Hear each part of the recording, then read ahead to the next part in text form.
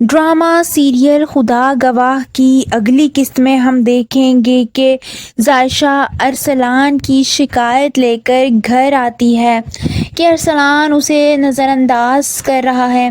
وہ یہ بات اپنی ماں کو یوں ہی بتا رہی ہوتی ہے۔ جب رافع یہ بات سن لیتا ہے وہ اپنی ماں سے کہتا ہے کہ ابھی ارسلان اور ظاہرہ کی شادی کو وقت ہی کتنا ہوا ہے کہ ارسلان نے ظاہرہ کو نظر انداز کرنا شروع کر دیا ہے۔ پھر وہ ظاہرہ پر طنز مارتے ہوئے کہتا ہے کہ غلطی ظاہرہ کی ہے، اسی کی ناقدری ہے کہ اس نے ارسلان جیسے انسان سے شادی کی ہے اور اسے شادی کرنے کے لیے چنا ہے۔ اسے ظاہرہ پر بہت غصہ ہوتا ہے۔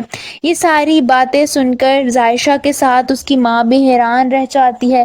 ظاہرہ جان جاتی ہے کہ اس کا بھائی اسے کبھی معاف نہیں کرنے والا۔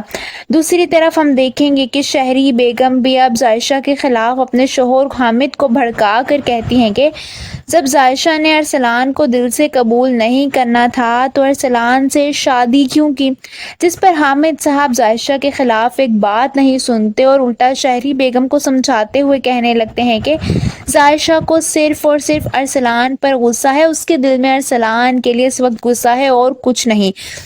شہری بیگم مایوس ہو جاتی ہیں کہ ان کے شوہر ان کی بات ہی نہیں سن رہے۔ وہ اپنے بیٹے ارسلان کے پاس جاتی ہیں اور کہتی ہیں کہ ارسلان تم ہی بتاؤ میں کیا کروں کہ تمہارے ڈیڈ کو ظاہرہ سے نفرت ہو جائے، انہیں تو ظاہرہ کے علاوہ کوئی اور نظر ہی نہیں آتا۔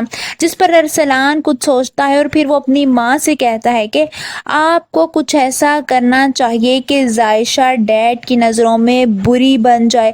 وہ ظاہرہ کے خلاف پھر سے کوئی چال چلنے کا کہتا ہے۔ یہ سن کر شہری بیگم طنزیہ سا مسکرانے لگتی ہیں کیونکہ ان کے دماغ میں ایک اور چال چلنے لگتی ہے۔